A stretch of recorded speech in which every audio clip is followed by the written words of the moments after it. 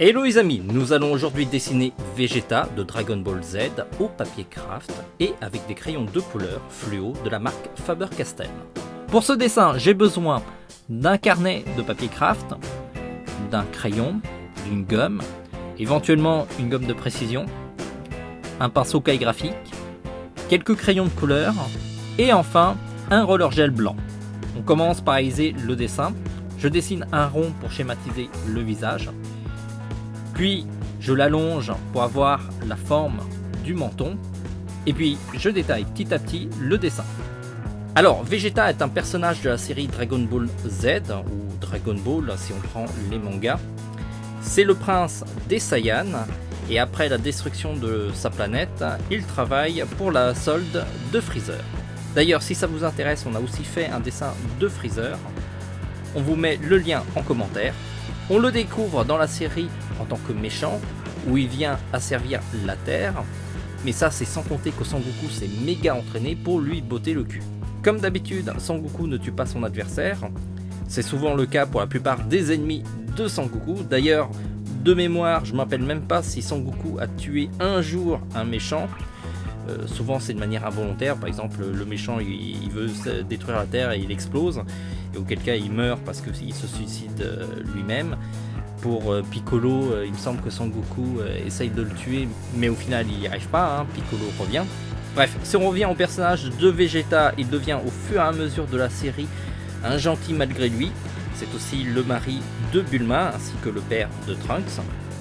Peut-être qu'un jour Toriyama fera un spin-off qui nous explique comment ce couple s'est formé. Ça sera l'occasion de faire un petit peu du buzz. Pour ce dessin, je n'ai pas été original. Je me suis basé sur une figurine de la série. Et je pense que cette figurine s'est basée sur une illustration du manga. Côté originalité, on peut faire mieux quand même. Peu importe, j'ai choisi ce dessin pour utiliser pleinement les crayons de couleur fluo de la marque Faber-Castell. Une fois le dessin terminé, je passe au contour. Pour cela, j'utilise un pinceau calligraphique de la marque Pentel, le Pocket Brush. Si vous n'avez pas cet outil, vous pouvez utiliser un simple pinceau avec de l'encre de Chine ou de la peinture noire. Sinon, le Neopico 4 en noir coûte environ 4,50 €. C'est une bonne alternative et c'est beaucoup moins cher que le Pocket Brush qui est autour de 17 €. Mais si vous utilisez souvent ce type d'outil, le Pocket Brush est plus intéressant parce qu'il est rechargeable. C'est un outil qui est vraiment excellent et qui donne des traits avec beaucoup de caractère. Par contre, ce n'est pas un outil le plus facile à utiliser pour un débutant parce qu'il faut gérer l'orientation du pinceau, la pression, la vitesse du geste. Bref, il faut gérer beaucoup de paramètres en même temps qu'on dessine et ça demande de l'apprentissage. Mais si vous arrivez à passer ce cap, c'est un outil qui deviendra un indispensable pour vous. Lorsque l'ancrage est terminé, je gomme les traits de crayon avec une gomme en bloc. Ça permettra de gommer une plus grande surface. Attention de ne pas appuyer trop fort parce que le papier craft est un papier fragile. Enfin, je m'attaque à la colorisation. Alors pour cela, je ne vais pas utiliser comme d'habitude les crayons Beaux-Arts. Il y en a quelques-uns quand même, hein, au niveau de la peau et du bleu de la combinaison. Mais sinon, le reste, ce sont des crayons de couleur fluo de la marque Faber-Castell. Alors, ce sont des crayons de la gamme scolaire pour surligner du texte. Ils s'utilisent un peu comme les surligneurs fluo au feutre, sauf que là, ce sont des crayons de couleur. Je les utilise en dessin parce qu'ils ont une couleur très flashy, ce qui permet, lorsqu'on a le dessin original entre les mains, d'avoir vraiment un effet waouh.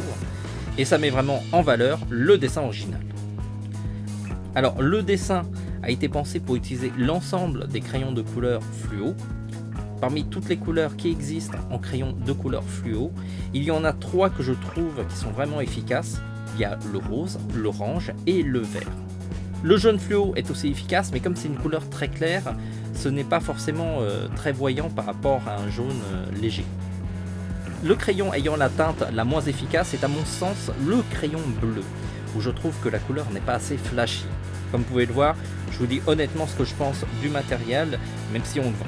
Une fois la colorisation terminée, j'utilise un crayon blanc pour éclaircir certaines zones. En plus de cela, j'utilise un pinceau calligraphique blanc que j'ai fabriqué moi-même avec un pinceau de réserve et de la peinture blanche. On a fait une vidéo qui vous explique comment on fait un pinceau de réserve blanc. On vous le met en commentaire. et aussi la technique pour faire des taches blanches avec ce type de pinceau. Merci d'avoir suivi cette vidéo jusqu'au bout. Si vous l'avez aimé, vous pouvez nous aider en cliquant sur j'aime sur la vidéo. Et puis très important, faites-la partager à un max de monde. Abonnez-vous à notre chaîne pour ne rater aucune de nos vidéos. Et puis le soutien le plus important, c'est de vous équiper dans notre boutique. C'est grâce à vos achats qu'on peut continuer à créer toujours plus de contenu accessible toujours gratuitement à tous. A très vite. En attendant, dessinez bien. Si vous avez des questions concernant le dessin, n'hésitez pas à lâcher vos questions en commentaire.